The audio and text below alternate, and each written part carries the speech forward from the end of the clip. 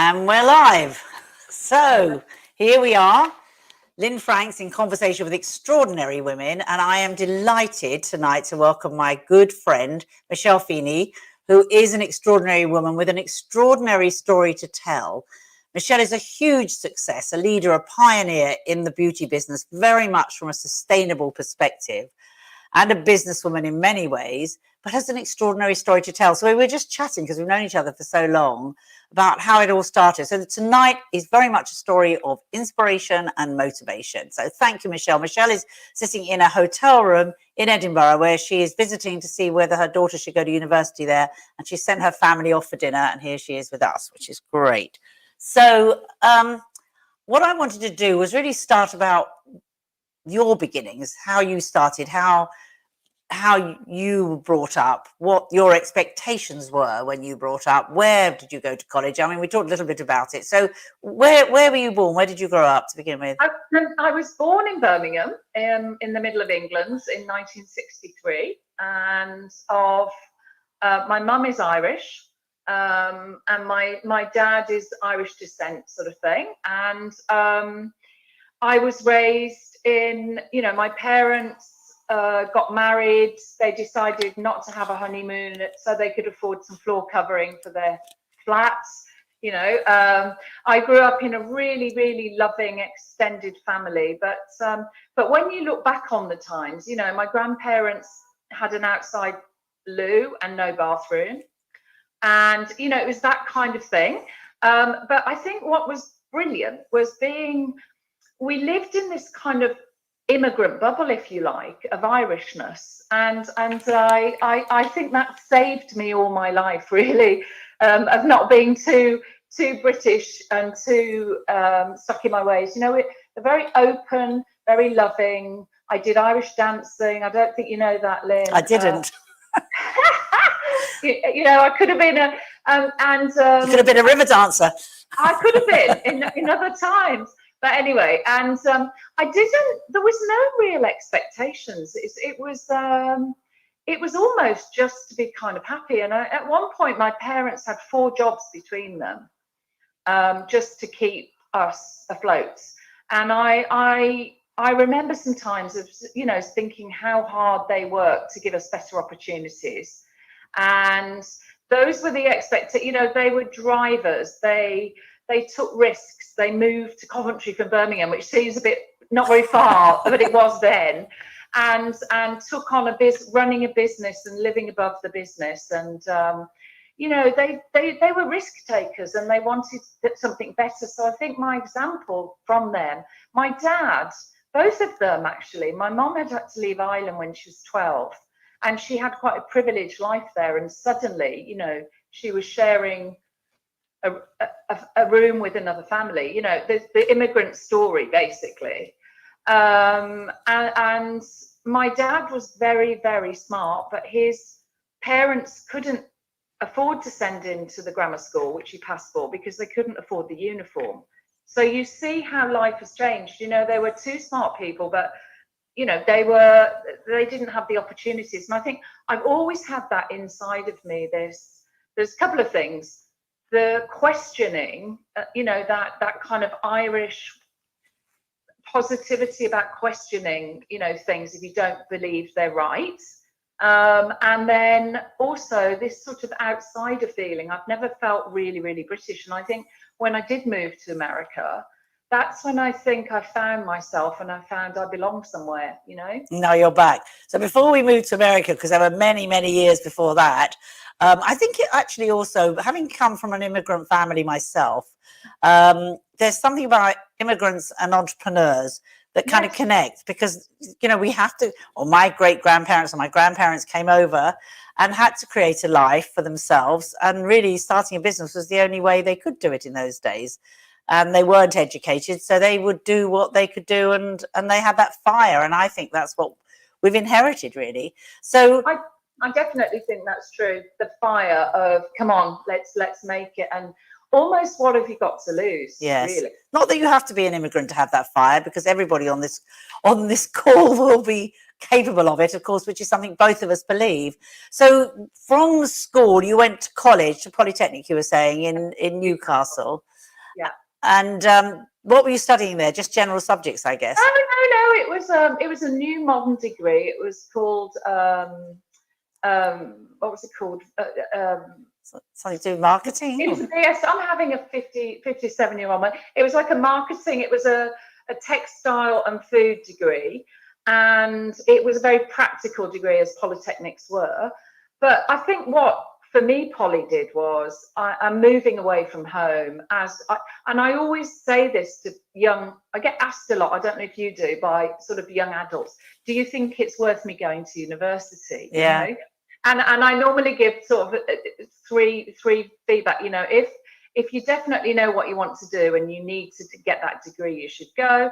If you want to move away from home and grow as a person, you should go. And I think I got more of that going to Polly.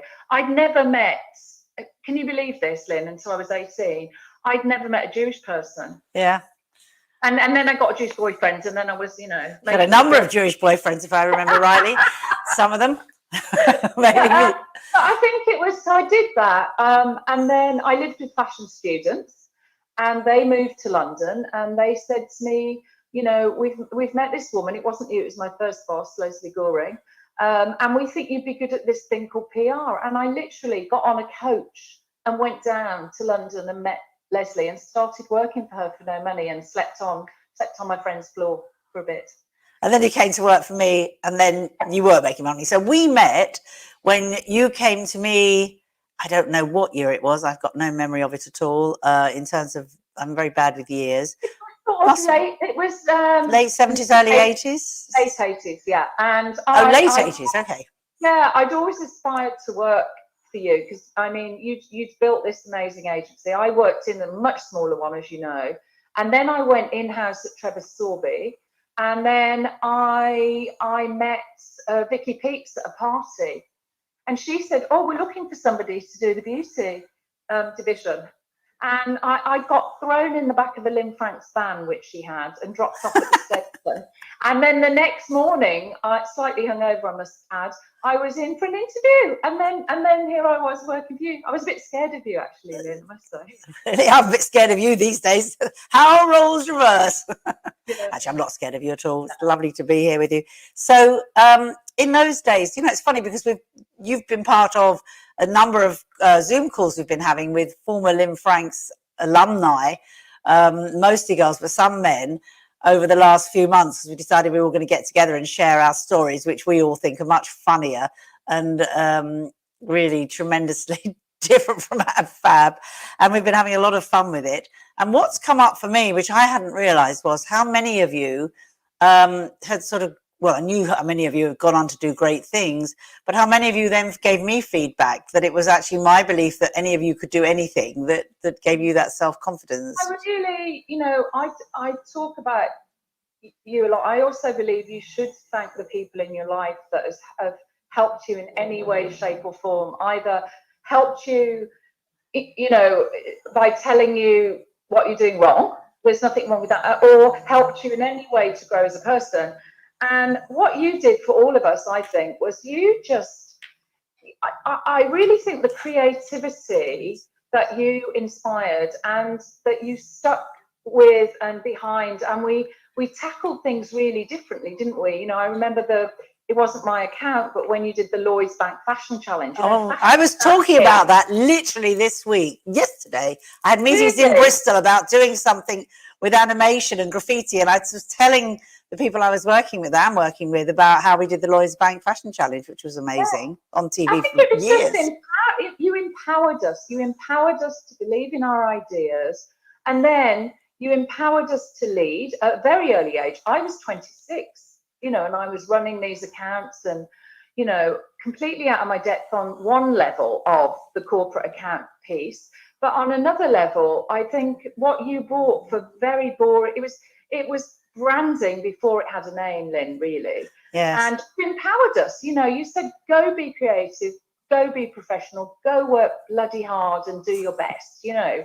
And all those things together. And you know, you're a big, powerful lady, and still are. And I don't think people who weren't there realised what you had built. I sort of liken it to the Saatchi and Saatchi, really, of PR. I mean, it really was. It was groundbreaking. It still would be today. It would be. Why didn't I keep going? Oh, just to keep my sanity, I think. But I'm not that I was asking you to just talk about that, but it was very interesting that so many young people came to work for me. And looking back, I always thought that I was so much older than everybody else. But when I was chatting to all of you the other day, I realized that, I was older, but no more than about 10 years. And so I was like in my 30s, and you were all in your 20s or even less before that. And we were all young, and we were all learning, and we were creating an industry really together. And of course, what's very exciting for me, and we've been talking about it a little bit, is how we can help the next generation to come along. And that's something we've been talking about with our former Lynne Franks PR colleagues and with each other, is how can we create projects. I'm doing something this summer with a group of girls from Somerset where we're going to be doing skills learning and creative learning. And I know that I know very clearly that you and I are going to take that forward and do some interesting stuff. But anyway, back to you, because I just wanted to say that Michael Berg, the wonderful Michael Berg, who of course was running all the events at the Hospital Club for years, the very sadly demised Hospital Club, is just online saying the wonderful Michelle Feeney, an inspiration to many. And then he's added as an afterthought, and of course cousin Lynne, because he's actually a cousin's another inspiration. So I just wanted to tell you, Michael saying hello. I was thinking about Michael this week very strongly, actually. So we have to have a glass of something at some point. Yeah, it won't be in the Hospital Club, sadly. Well, I was doing these conversations with extraordinary women in the Hospital Club, which Michael facilitated, and we were planning to ask you to do one just before lockdown. And so here we are finally. So it's lovely to have Michael here as part of the team. Place I stayed in was in LA, in the LA hospital. Oh, did you? February, yeah. So anyway, that's. I never got there, and also I don't know if you know Donna Pace, but she's also saying hello from Dorset to you. So there's various people coming in and saying hi, which is lovely. So to get back to your story, so you came and worked for me for I don't remember how long. I don't remember. Few years, and you were a fantastic, smart, bright, energetic, passionate young woman. And what did you do from there? Where did you go? And because I know you ended in New York fairly soon after that. Yeah, well, it was always involving a man, I guess. But the father of my son is a record producer and songwriter, and he had a big project in New York, and he said, "Do you want to come with me?" And I remember you trying to talk me out of it, Lynne, actually. You said, if you're with a musician, music will be their first love, not you. Did I say that? And you did. You Very did. wise. And don't go to New York, blah, blah, blah. Anyway, you were right, of course, but I went. And because of working for you, with all the incredible talent that you put together in Lynne Franks, and the incredible energy that London had in the 80s, Absolutely. I went to New York. I was pretty broke. We had a lovely apartment which my partner had got, but I wasn't earning. And then I interviewed the owner of Bumble and Bumble, Michael Gordon, for a piece I was writing. I was doing bits of journalism for back in England, and he called me the next day and said, "I've got a really good feeling about you. Would you come and talk to me?" And there I am sitting in New York opposite this guy. And he said, "I haven't had anybody do my PR or marketing, but I've got a good feeling about you. Would you come work for me?" And it was almost like I was broke. I didn't. Had you had the baby by then, or were you pregnant? No, not yet. Hadn't had Harry by then. And anyway, I said, we've got to do some products. So we developed the Bumble products. I changed all the branding, because that was a thing that we did a lot of at Lynne's, developing a new logo to be that. And I got all these other clients, and I ended up, Peter Gation, who owned the Limelight at the time, I did a hair show in the Limelight, and then he put me in a room and he said, I'm opening this new club called Club USA, and I want you to be head of all the PR and the launch and everything. And I said, I can't do that. I don't know anything about clubs. Anyway, he kept calling me in. And in the end, I thought, I'm going to go in and I'm going to say, I want this inordinate amount of money. And he'll say no. And he said yes. And I was like, oh, God, now I've got to do this. But it was life-changing. I ended up running an agency, working nights, working, with Prince, who did an after-show show. It taught me about harnessing creativity for, the nightclub world, what came from the nightclub into fashion. Again, it was a pivotal time, the 80s, the 90s in New York. And I ended up building this quite successful traditional PR agency. And then I got pregnant with my son. And I think I was about 5.5 months pregnant. It was 4 a.m. And Prince had come after Radio City Music Hall, loaded in to do a show that nobody knew about. He just appeared on the stage. And I'm pregnant there. And I just thought, I think this is my last night of doing this. But I had already been approached by Estee Lauder companies who gave me a call, and they said, we know you've got your own company, but we've heard you the best. Would you come and talk to us? And that's when I didn't really know what Estee Lauder companies was, really. I knew it was a brand. Anyway, I said, sure. Had you split up with your partner at that point? Because you were a single mother. Not only were you running this business and at all times of the day and night, not only did you have a baby, but you were also a single mother in New York with all your family and a lot of your friends back in the UK. Yes. And in how old are you? You're sort of very, very early 30s, I think. I was 30 when I had Harry. And I had him without medical insurance, Lynn. And I had him, in the hospital that you all see on the cop shows where people, and I went up in the elevator when I was going for labour. I arrived in a yellow. Were you on your own?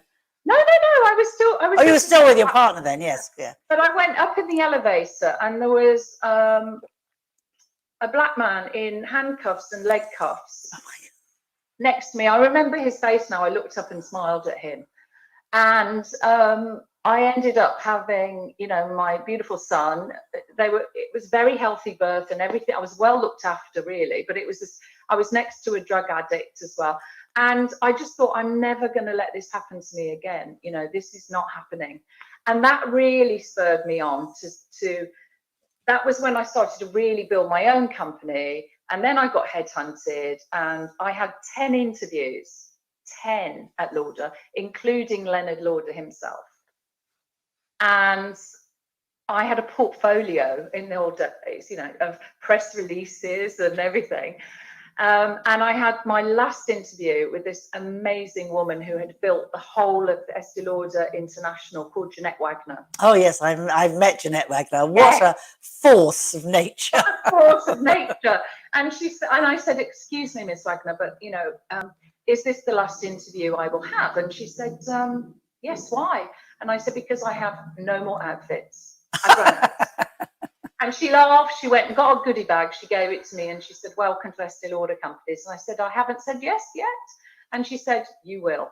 And of course, Estee Lauder, for those who don't know, not only had their own brand, but they owned so many other brands as well, and still do, of course. I mean, well, they didn't then, Lynn. They were still really? private. They were still private. They only had Clinique Prescriptives, which was that I became an executive director, and Aramis, and that was it then. Oh, they didn't have any of the others, because of course now they've got, I assume they... Yeah, multiple, but they were starting to buy brands. And this is quite interesting, because Leonard said to me, we want you for your entrepreneurial spirit.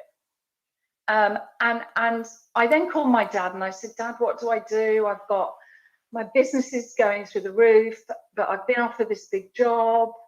And he said, whatever decision you make, it will be the right one because you've made it, and I think that's a good piece of advice to give to anyone. Don't regret decisions. You just have to go, this is the one I've made, you know.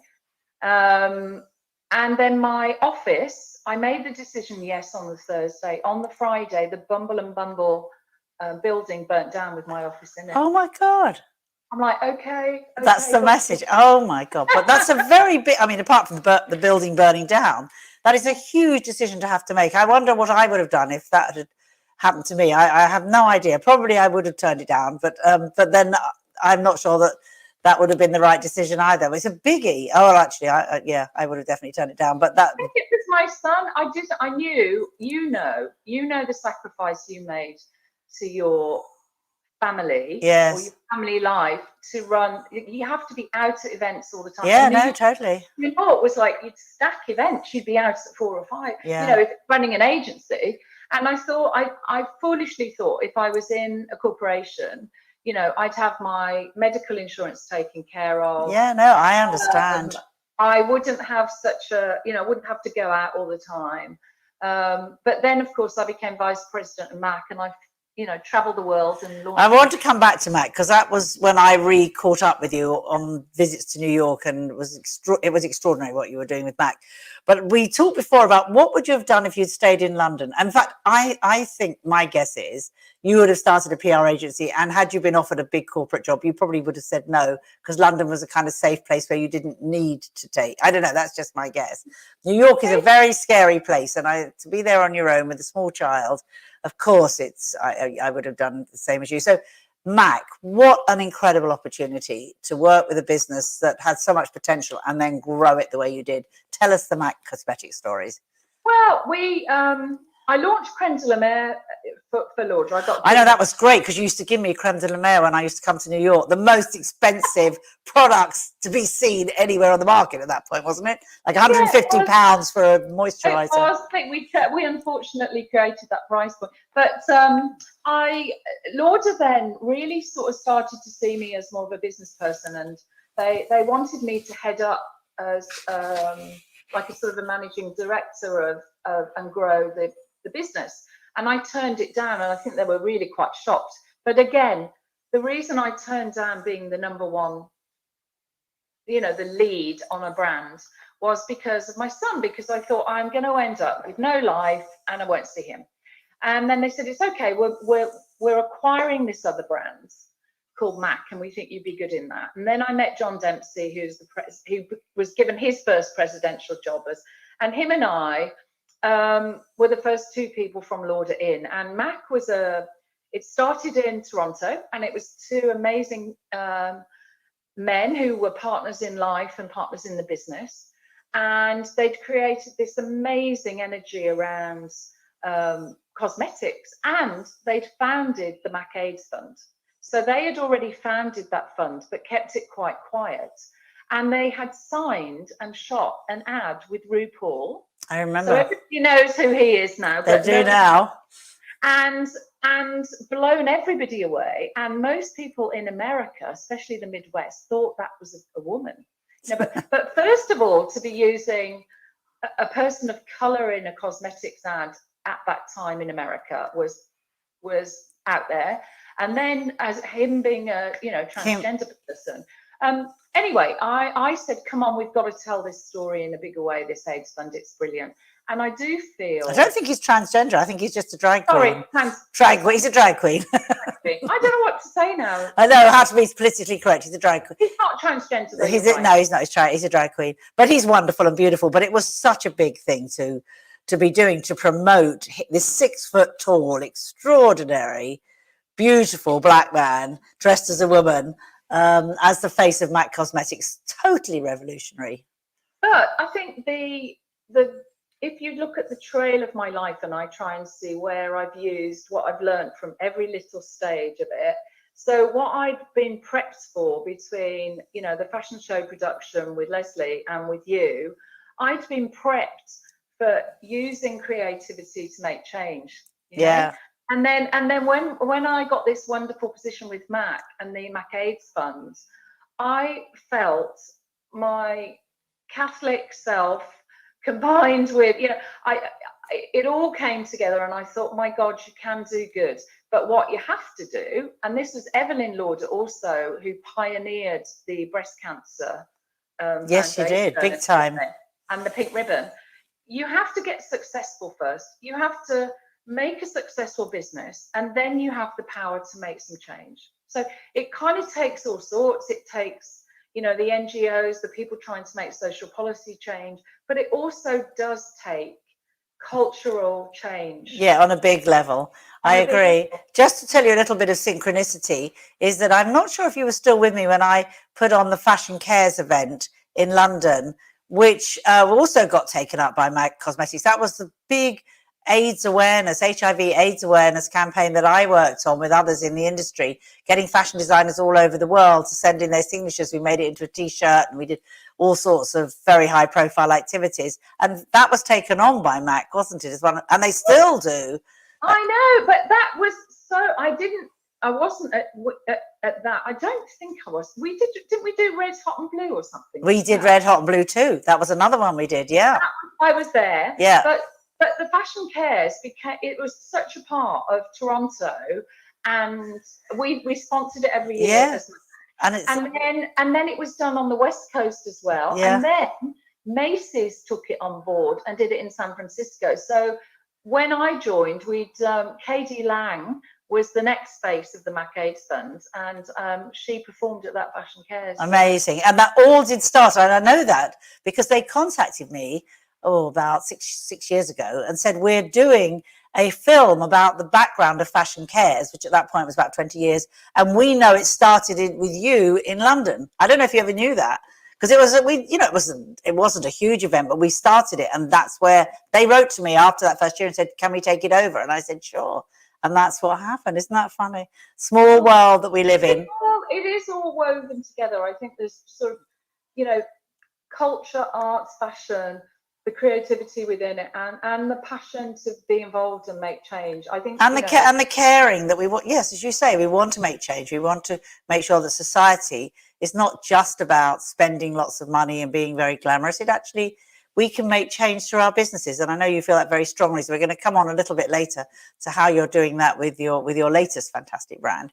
But anyway, so there you were sitting in your very, very smart office.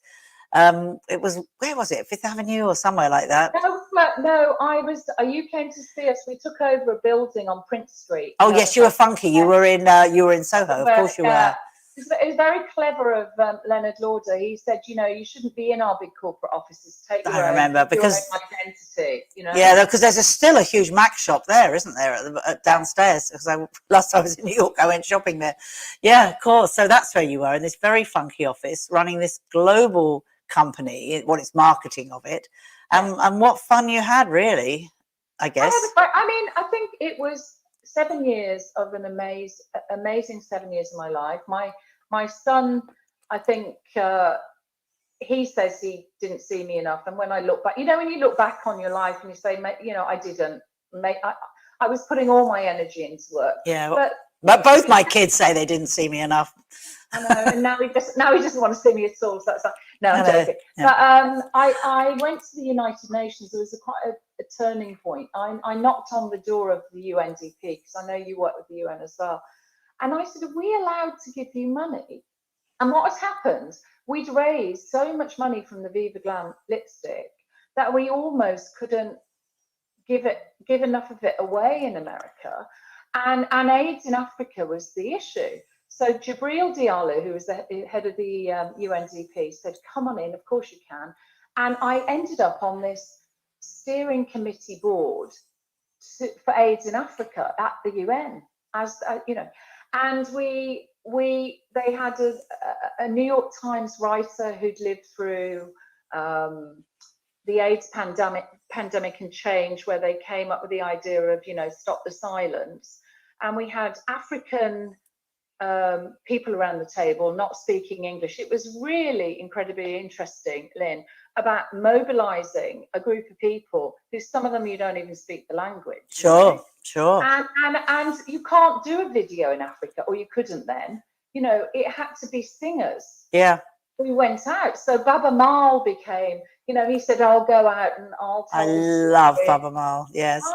And then Chris Blackwell I got to meet, and we ended up doing a lot with world music. And anyway, I had Mary J. Blige, who I'd signed for the MAC AIDS Fund, because it was African American women were suffering the most at that time from AIDS. It was growing, so I thought she could tell the story.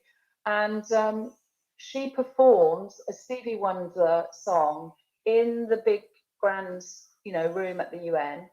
And we gave Kofi Annan a check for $750,000 as a start off. And that led to Bill Gates giving money. And I got to work with Bill Clinton and his foundation.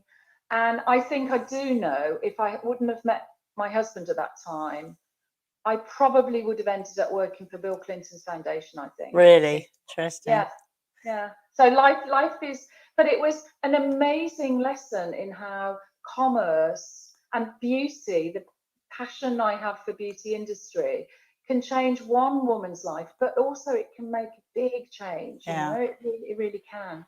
And then, which is an amazing story. The whole Mac story is extraordinary. But then you came back to England. So what brought you back? Another man. Another man. Yeah, I know. I'm not doing this anymore. No, I met my husband at a wedding in Florida, and we transatlantically courted because I wasn't jumping ship. I had a good life. You know, I had a fantastic life, and my son was happy. But he asked me to marry him, and I thought, okay. Is your husband American? No, he's Welsh. Oh. So I thought maybe it's time to go home. I'd lost my dad in the time that I'd been in New York, and Mac moved my role to London. So I then went on to launch China and India for Mac, and making different kind of headway with AIDS in each of those countries. And then I thought it was time. I had a second child at 41, and I thought it was time I had a bit of a rest, really. So you left, and I stepped out. Yeah, you stepped out. And how long did you have a rest for?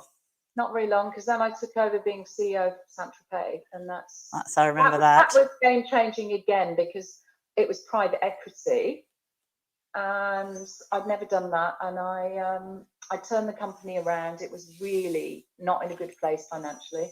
Rebranded it, sold it into America, and then we sold the company. And I made some money from that. And I think I wrote to you at that time, didn't I? Yeah, we kept in touch all through this, I remember.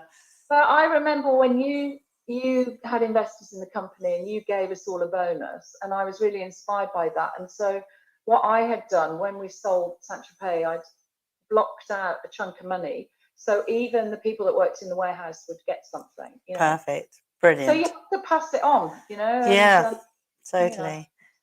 And then from that, you then created a number of brands, or bought in a number of brands, didn't you?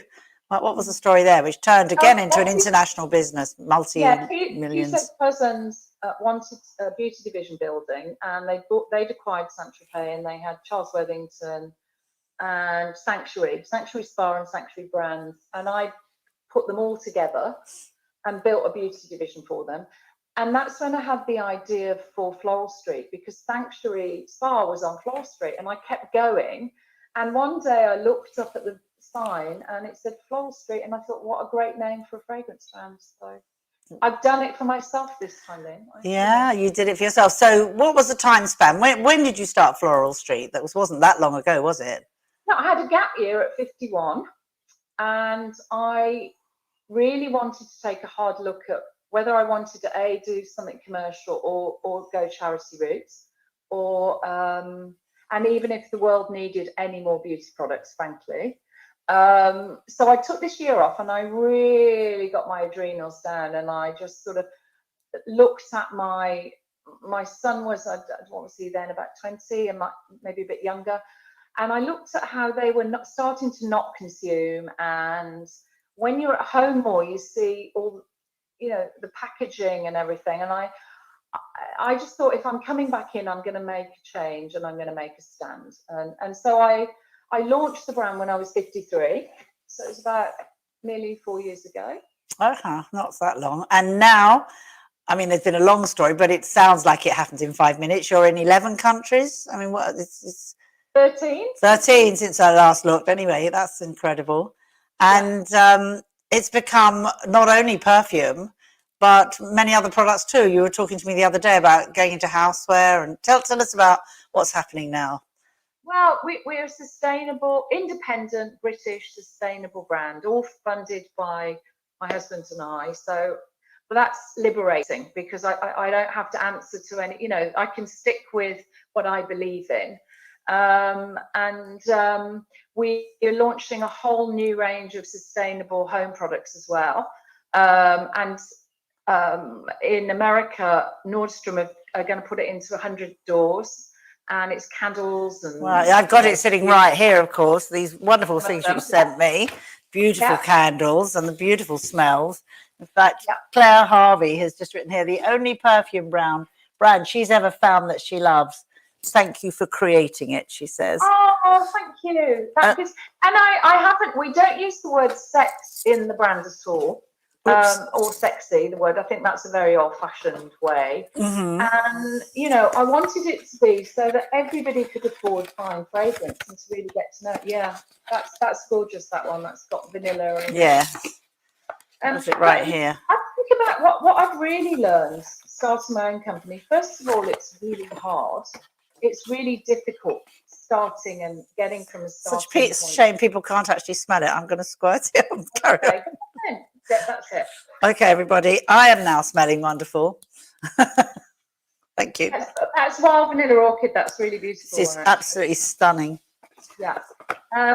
But it's working with young people. Like, I'm really enjoying. We've got sort of a bunch of grown-ups and then a bunch of young people, and I really think it's modern companies. You both need each other to really make a success. Like, I can do certain things and I know what I want to see, but somebody that's 25 sees it differently, is more in tune with what's going on in digital media and can make it happen. And I think really you were quite close in it. You were a very young leader of a company. I'm a sort of an older leader, and I think modern management now is amazing, Lynn. It's a much, you have to be much more flat about how everybody acts. Oh, I get I mean, we are a small business compared to what you're doing with Floral Street, but we go right across the ages. And Lucy, who's sitting next to me handling all the tech, is 21, and we've had other younger, even younger than Lucy, working here. And it's and then there's me, the old lady. But we're all learning from each other, I think. So that's what it's so exciting. That's modern inspiration. It's really like learning from each other, you know. Yeah. And generational. You know, my mom at 79 now almost has got more in common with my 16-year-old daughter, because she's so into tech, my mom, you know. Even with gardening, she's got an app that tells her what plants are and things like that's brilliant. So I think this tech, it isn't the enemy of everything. I mean, I think it's really interesting the way it's joined generations also, you know. Yeah. So you are very strict in the way that you run Floral Street in terms of sustainability. You believe in it, it's your values, and it's what you care about. So, I mean, I'm surrounded here by your products, your lovely, beautiful products and the packaging. But every single thing, do you want to explain a little bit about the packaging? And well, this box that the 50 mils come in, so we yes. On top. But we designed this. Michael Nash, who worked with me on design, we got this designed, and then it had to go off to Korea to be specially molded, and then we worked with a 180-year-old paper mill in the Lake Districts, and we make this in 1 minute out of pulp. And so it is totally compostable. You can grow seeds in it, you can reuse it. And then all the ingredients that are in this bottle, I can tell you where they're harvested. We work with Robertet, who have incredible credentials for CSR, and they work with communities around the world, because ingredients for fragrance come from all over the world. You know, Madagascar, Haiti. The growing of vetiver in Haiti helped rebuild it after the earthquakes, because it's a root.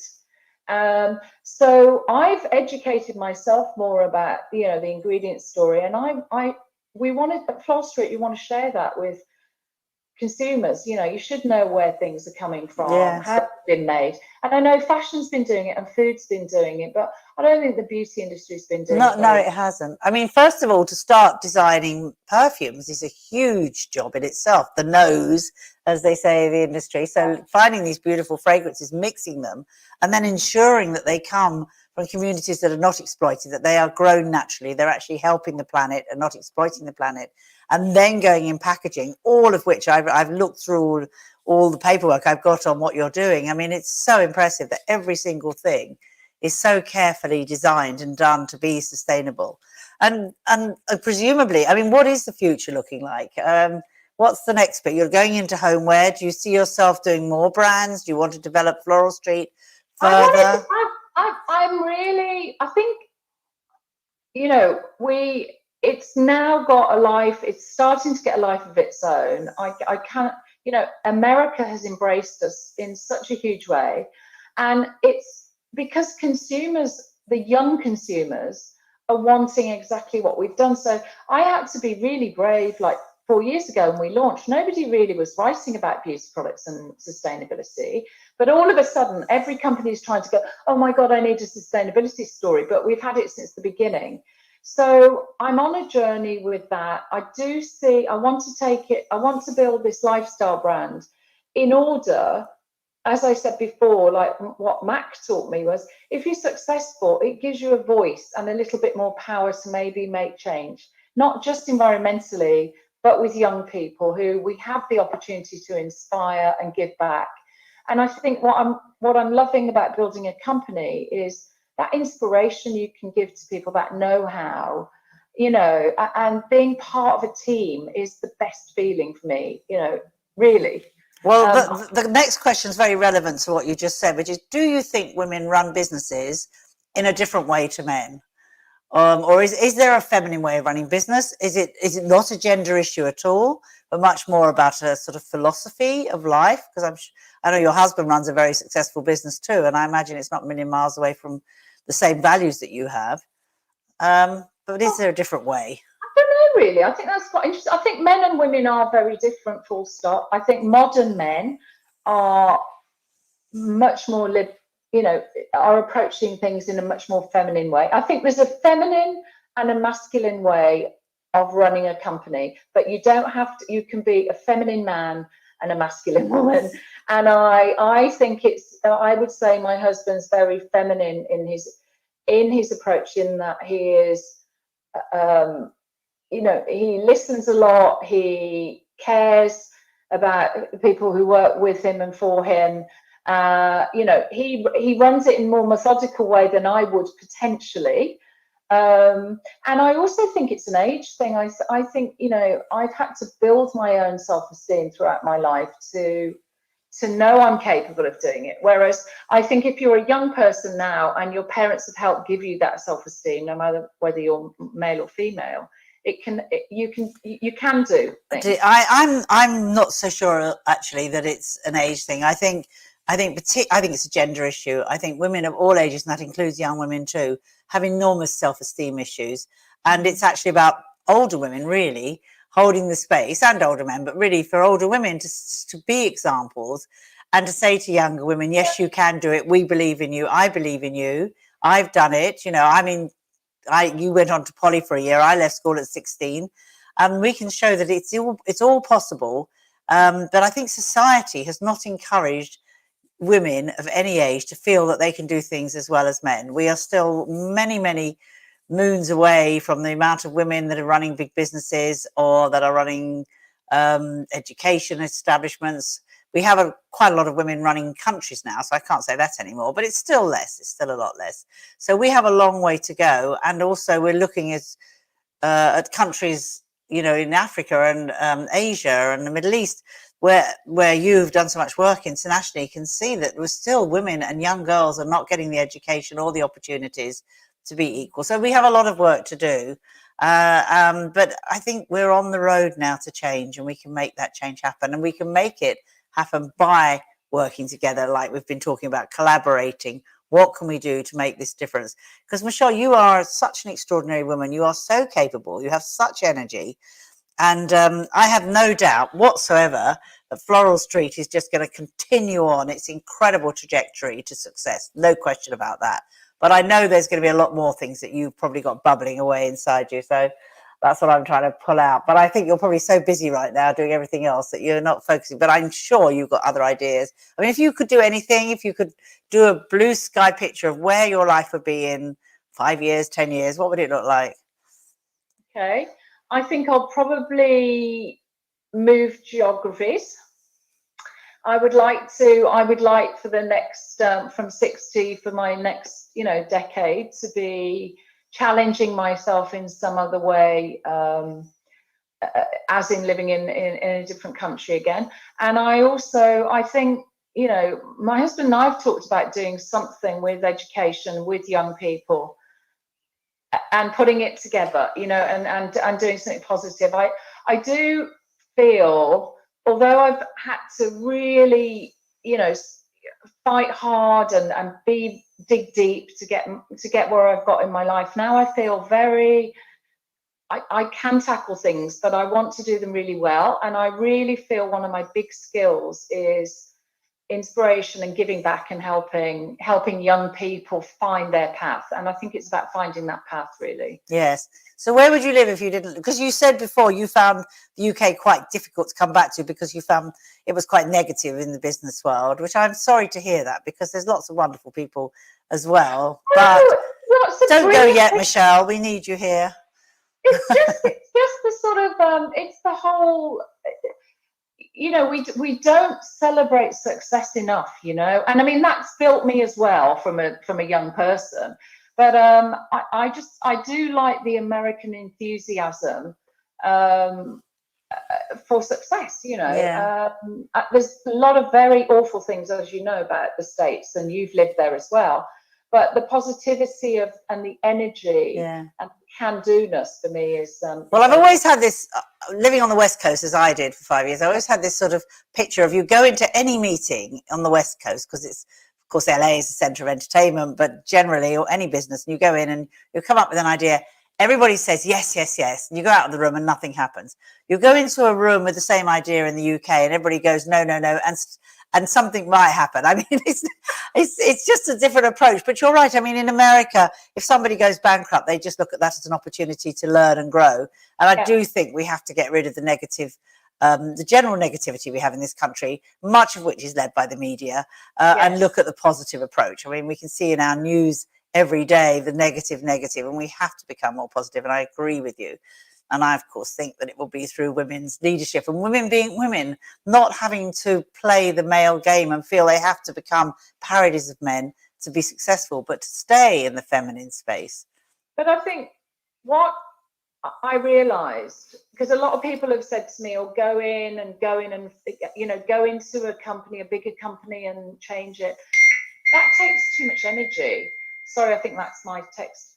That takes too much energy. Whereas if you start your own company, you can start it where you want it to be and build it. I agree. And then you make faster change. A lot of women I see, I'm sure you see them, they're in corporate. They're normally given the HR role and told they're on the board. Always the HR role. Always HR. And it's tokenism. They are still in this male environment. It's very difficult to change those establishments. Whereas the more women and young, great, liberated guy, you know, the more people, young people, or anybody, 50s, 60s, start your business and run it in the way that you always would have wanted it to be, you know? Yes. And also, very interestingly, there's a lot of women investors now who are investing in women's run businesses, which I find really interesting. And that's growing. I'm part of one of those networks. Not that I've started investing, because I've always invested in my own businesses, but actually I'm thinking now, maybe it would be good to find some young women with startups and help them. So that's another thing we could talk about, which is all wonderful. Now we are open now to any questions from any of you as we're coming towards the end. I mean, everybody's saying hello, and I'm sure they've all been fascinated by your story. And we may or may not have any questions. So I think, I'm just trying to think, what have I not asked you? I mean, family I know is very important to you. And I know that, like me, you look back and regret that you didn't have more time with the family, because that's the way it was then, and things have changed. And of course, ironically, the whole pandemic lockdown has meant that working women are working from home with their children using technology. And we know we're all on Zoom all the time. And then we think, well, why didn't we do this before? You know, well, why did we have to go into meetings? Because it's given us the opportunity.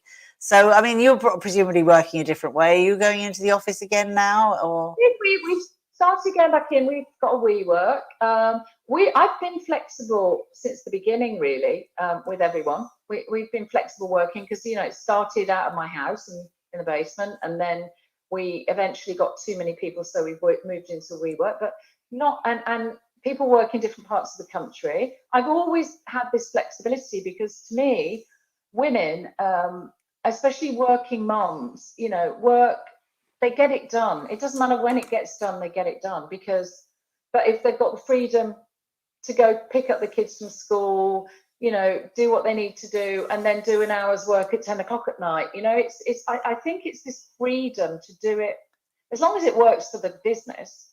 It's that freedom to do it and fit it in with family life. And I think that is a very feminine way of working. I think that is a feminine way of doing business, is allowing that flexibility, because we know it from our own lives. So as we come to an end, I just want to tell everybody on this call, I know lots of people will be watching it afterwards, but I probably will have gone by then, that we are putting together, or Michelle has very kindly agreed to put together a box of fantastic Floral Street goodies, which are available for the first person that writes into the Seed team at seednetwork.com with the answer to these 3 questions, because I'm sure you've all been listening carefully. The first question is, which city in America did Michelle go and live and work in for many years? The second question is, what is the name of Michelle's new business venture, which I'm sure you all know? And the third one is, how did Michelle and I first meet all those years ago in the 80s? How did we first meet? So I'm sure you all know the questions, so the answers to the questions. So the first person that sends in to the Seed team at seednetwork.com an email with those answers will get an amazing box of goodies like I've got. And I would offer mine, but I actually want to keep it for myself. I'm now smelling like a rose or something, or lots of other things. I'm smelling like all of that, actually, is what I'm smelling, which is quite fantastic. So thank you so, so much. And I really do appreciate you coming in at the weekend when you're off in the family in Edinburgh. And, you know, Thank you for inviting me, Lynne, and really grateful that we have reconnected. You know, it's interesting, whole life and journey, and we're, you know, back together, and you know, all the people at Lynne Franks that we're reconnecting with. It's very inspiring again to feel like you're almost part of the team again. It does, actually. It's been amazing. And you know, there's so many people that were at the agency that are now in Australia or Los Angeles, New York, all over the world, really, or the English speaking world, and who have done such incredibly good and amazing and successful things with their lives. And we are talking about, it's a bit of a secret really, we are talking about how we could get a TV series going on the real story of what went on in those days. It was extraordinary, 70s and 80s. London was extraordinary, and our agency, Lynne Franks PR, called my name, but it was actually, I always felt it as our agency, with all the people, wonderful people that worked there, was so creative and involved in the most amazing things. And were it still going now, what fun it would be, but I may not have made it be as healthy as I am now, living in Somerset with my lovely seed business. Anyway, Michelle, thank you so much. And if you would just stay on for a second, I'm going to come off line in 1 minute and say goodbye to everybody. And hello from Makila Aga. There's lots of people who have said hello. And so hello to all of you. I hope you've enjoyed this conversation as much as I have. And we'll see you all next time on my podcast, Lynne Franks, Frankly Speaking with Lynne Franks and Friends, and these wonderful evenings where I'm in conversation with extraordinary women. So thank you everybody so much. Have a wonderful evening and a wonderful long weekend, bank holiday weekend, and I'll see you all soon. Bye.